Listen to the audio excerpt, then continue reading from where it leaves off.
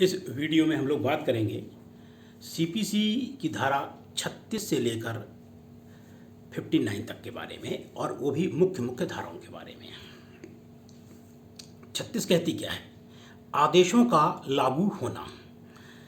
भाई, एक पक्षकार जीतता है, एक पक्षकार हारता है। जीतने वाला क्या चाहता है? डिक्री का निष्पादन हो। हारने वाला अपील करता है। मान लीजिए उसने अपील नहीं की, तब फिर क्या होगा? डिक्री का निष्पादन। मान लीजिए ए ने बी के खिलाफ कहा कि 1 लाख रुपए उन्होंने ले रखे हैं, और ए जीत गया, बी हार गया। अब बी को पैसे देने हैं, तो सबसे पहले क्या होगा? जो हारा है, जो निर्णीत ऋणी है, उससे कहा जाएगा कि आप पैसा दे दें, नहीं तो फिर आपको शरीर से दंडित किया जाएगा, मतलब जेल भेज दिया जाएगा। जेल भेज दिया गया, उसके बाद ही पैसा नहीं दे रहा वो, तो फिर उसकी संपत्ति कुर्क कर ली जाएगी। ठीक।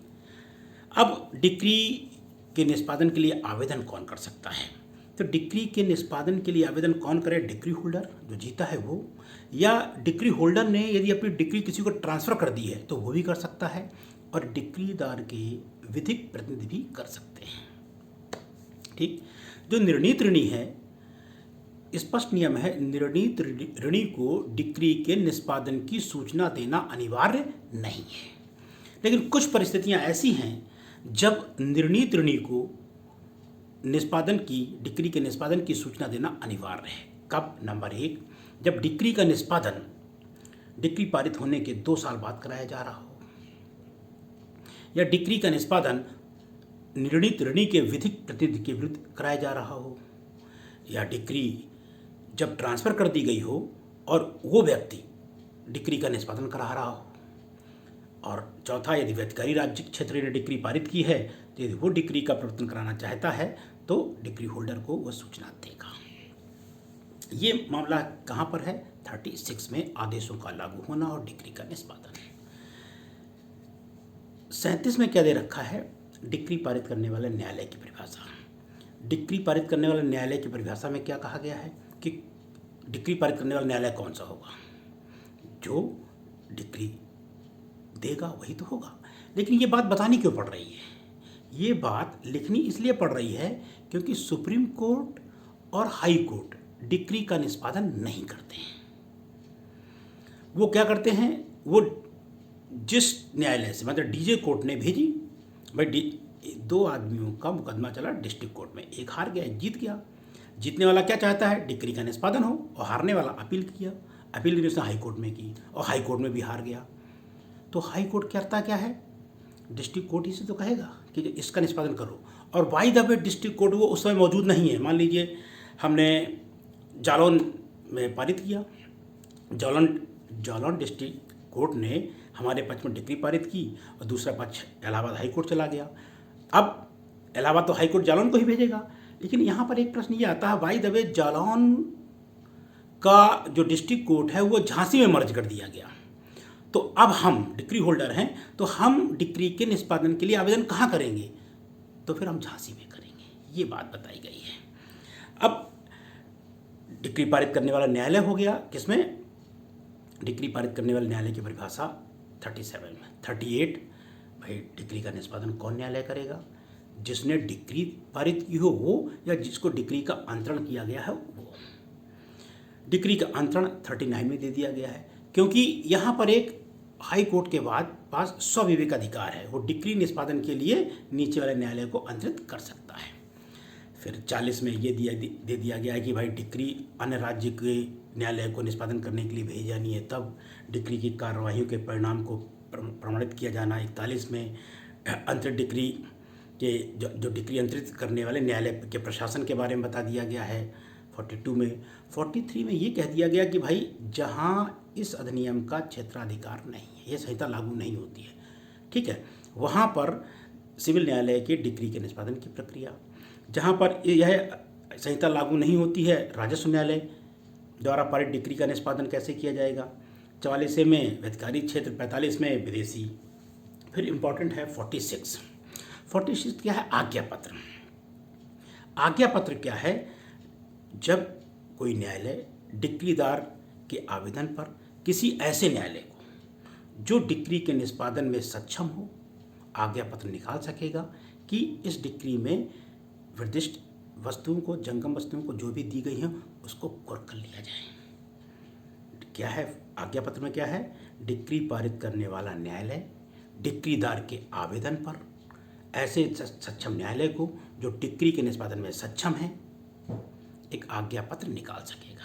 और आज्ञा पत्र में क्या कहेगा कि इसमें जो संपत्ति वर्णित है उसको कुर्क कर लिया जाए।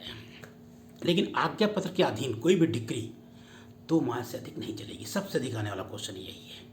आज्ञा पत्र के अधीन कोई भी डिक्री 2 माह से अधिक नहीं चलेगी। कब तक? जबकि डिक्री पारित करने वाले न्यायालय ने उसकी अवधि बढ़ा ना दी हो, या डिक्री के अवसान से पूर्व डिक्री पारित करने वाले न्यायालय द्वारा अंतरित न कर दी गई हो, या डिक्री होल्डर ने विक्रय के लिए आवेदन न किया गया हो तब। फिर आते हैं 47, ये भी बहुत इंपॉर्टेंट है। डिक्री 47 में है क्या? डिक्री पारित मतलब 47 कहती क्या है कि डिक्री का निष्पादन कौन सा न्यायालय करेगा। इसको एक सेकंड जरा हम देख लेते हैं। और इसमें कहता क्या है ये मतलब 47 कहती क्या है? वे सभी प्रश्न जो वाद के पक्षकारों और उनके प्रतिनिधियों के बीच पैदा होते हैं। वे सभी प्रश्न जो वाद के पक्षकारों और उनके प्रतिनिधियों के बीच पैदा होते हैं जिसमें डिक्री पारित की गई है और जो डिक्री के निष्पादन, उन्मोचन और तुष्टि से संबंधित है।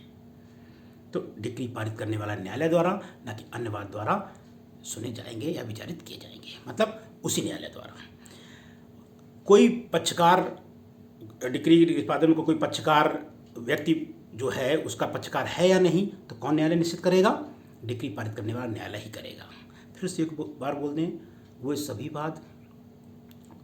वाद जो डिक्री पारित कर वे सभी वाद, परिभाषा एक सेकंड में चली जाती है।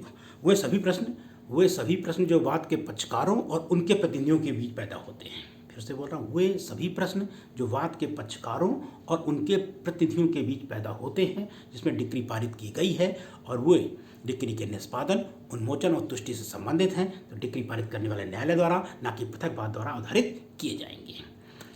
फिर 2 रिपील्ड है और 3 में क्या कह दिया गया है? कोई पक्षकार है, यह तय कौन करेगा? डिक्री पारित करने वाला न्यायालय। इसमें 2 स्पष्टीकरण दे दिए हैं। पहले स्पष्टीकरण में यह दे दिया गया कि भाई कौन पक्षकार? कोई व्यक्ति जो वाद जिसका खारिज हो गया है या जिसके विरुद्ध खारिज हो गया वही पक्षकार है। और स्पष्टीकरण 2 में ये कहा गया है डिक्री के विक्रय में जो डिक्री का क्रेता है वही पक्षकार होगा और उसके प्रतिनिधि भी पक्षकार की श्रेणी में आएंगे। यहाँ पर ये क्वेश्चन बहुत आता है कि जहाँ डिक्री के निष्पादन के लिए डिक्री भेजी गई है, क्या वो उसके सही है या नहीं है, क्या इसकी बात जांच कर सकता है निष्पादन करने वाला न्यायालय? तो तोपनमल बनाम कुंडोराम वाद है। उसमें क्या कहा गया है? निष्पादन न्यायालय डिक्री के गुण दोषों की जांच नहीं कर सकता है। लेकिन इसके कुछ अपवाद हैं। डिक्री शून्य प्रभावी है, डिक्री असंदिग्ध है, डिक्री ऐसे न्यायालय ने पारित की जो सक्षम नहीं है, या 2 समवर्ती न्यायालय द्वारा डिक्री पारित की गई है जिसमें एक उपराग न्याय के रूप में लागू होती है, तब निष्पादन करने वाला न्यायालय इसे पारित करने से रोक देगा। ये कहती है 48 रिपील्ड है और 49 में अंतरिति है। अंतरिति को केवल एक आप उससे समझ लीजिए एक उदाहरण से। ए को 5,000 रुपये बी से लेने हैं और बी को 3,000 रुपये ए से लेने हैं। तो ए को 5,000 रुपये बी से लेने हैं और बी को ए से 3,000 रुपये लेने हैं। ए ने डिक्री अपनी ट्रांसफ़र कर दी सी को, और सी बी से 5,000 रुपये मांग रहा है। तो बी क्या कहेगा? हमें भी तो ए से 3,000 रुपये लेने थे, हम 2,000 रुपये से ज़्यादा नहीं देंगे। इसका केवल आप पहला सा दृष्टांत देख लीजिएगा, वो है। फिर आते हैं विधिक प्रतिनिधि 50 और विधिक प्रतिनिधि के विरुद्ध पारित डिक्री 52। इससे पहले तो अंतर समझ लीजिए। 50 कहती क्या है? 50 ये कहती है कि डिक्री एक पक्ष में पारित हो गई है, मतलब एक डिक्री होल्डर हो गया, एक निर्णीत ऋणी हो गया, लेकिन डिक्री के निष्पादन से पहले निर्णीत ऋणी की मृत्यु हो गई है। तो डिक्री होल्डर न्यायालय से आवेदन करेगा कि उसके विधिक प्रतिनिधि के विरुद्ध डिक्री का निष्पादन कराया जाए। ठीक है, लेकिन विधिक प्रतिनिधि कितना पैसा देगा? जो उसे पिता से प्राप्त होगा उतना ही देगा। ठीक, यहाँ पर एक बात और कर दें। एक बाद में हुआ क्या कि एक निर्णीत ऋणी था, वो हार गया, लेकिन उससे पहले उसका हार तो गया, लेकिन उसका एक्सीडेंट हो गया, उसको 5 लाख रुपए क्लेम के मिले। अब जो डिक्री होल्डर था कहता है क्या जो 5 लाख रुपए मिले हैं उससे दिला दो हमें। तो ध्यान रखिएगा, वो विधिक प्रतिनिधियों को मिलेंगे, वो जो डिक्री होल्डर है जो जीता है उसको जो एक्सीडेंट क्लेम का पैसा मिला है वो नहीं प्राप्त होगा। ठीक, और ये था 50। 52 में क्या अंतर है? ए और बी की लड़ाई हो रही थी, ए और बी की लड़ाई हो रही थी और बी मर गया, और फिर ए ने क्या किया, बी के विधिक प्रतिनिधियों को पक्षकार बनाया और जो डिक्री पारित हुई विधिक प्रतिनिधियों के खिलाफ पारित हुई। ए में पिता के खिलाफ हुई थी और बी में 52 में क्या है, पिता के खिलाफ मुकदमा चल रहा था, पिता की मृत्यु हो गई, तो पक्षकार किसको बनाया गया, उसके विधिक प्रतिनिधियों को। और 52 ये कहती है कि विधिक प्रतिनिधियों के खिलाफ डिक्री पारित हुई है, बस ये अंतर है। मतलब ए में पिता के खिलाफ और बी में पिता की मृत्यु के बाद जब पुत्र को विधिक प्रतिनिधि बनाया गया तो उसके खिलाफ डिक्री पारित हुई है। लेकिन यदि पुत्र को पक्षकार नहीं बनाया गया है, मतलब यदि डिक्री होल्डर निर्णीत ऋणी के पुत्र को विधिक प्रतिनिधि बनाया गया है और डिक्री पारित हो गई है तो वो डिक्री शून्य होगी। 51 में निष्पादन का तरीका है। 53 में पिता से जो डिक्री प्राप्त होगी, पैसा प्राप्त होगा, पुत्र को उसी तक दायी होगा। 54 में राजस्व के बारे में है, जो राजस्व यदि कोई संपत्ति राजस्व को रेवेन्यू देने वाली है तो कलेक्टर डिसीजन करेगा। 55 में गिरफ्तारी और निरोध। अब कोई आदमी पैसा नहीं दे रहा है तो उसे गिरफ्तारी होगी, संपत्ति कुर्क होगी, मतलब गिरफ्तार हो गया तो उससे कहा जाएगा भाई पैसा दे दो, तो वो कहता पैसा तो हमारे पास है नहीं। तो न्यायालय कहता क्या है, आप एक काम करो, क्या आप दिवालिया घोषित होना चाहते हो? न्यायालय पूछता है क्या आप दिवालिया घोषित होना चाहते हो? वो कहता साहब हाँ दिवालिया होना है। तो 1 महीने के अंदर आप आवेदन करिए दिवालिया होने का और फिर आगे प्रक्रिया शुरू हो जाएगी, तो उससे फिर दिवालिया घोषित हो जाता है। नहीं तो वो पैसा जो उसके पास होता है उससे कुर्क कर लिया जाता है। ये 55 है। 56 में क्या है? 56 में स्त्रियों को भाई धन के डिक्री के लिए स्त्रियों को गिरफ्तार नहीं किया जाएगा। 57 में जीवन निर्वाह भत्ता है। 58 में क्या मामला है? गिरफ्तारी और निरोध और रोका जाना। गिरफ्तारी और निरोध 53 में था, 52 में, 53 में, और गिरफ्तारी और निरोध और रोका जाना ये 58 में है। डिक्री यदि 5000 से ऊपर की है तो उसे 3 महीने तक सिविल कैद होगी। यदि डिक्री 2000 से ज़्यादा 5000 से कम है तो 6 सप्ताह की कैद हो जाएगी सिविल को। यदि डिक्री 2000 रुपये से कम है तो उसे कैद नहीं किया जाएगा, उसे गिरफ्तार नहीं किया जाएगा। ये और स्त्रियों को तो गिरफ्तारी नहीं होता, पता ही आपको। 59 में क्या दे दिया गया है कि यदि कोई स्त्री बीमारी मार के आधार पर है तो उसे छोड़ दिया जाता है। ये मामला है 36 से लेके 59 तक। इसके आगे के वीडियो के बारे में हम लोग अगले स्टेज में चर्चा करेंगे। ये वीडियो कैसा लगा देखें और ज़रूर बताएं। धन्यवाद।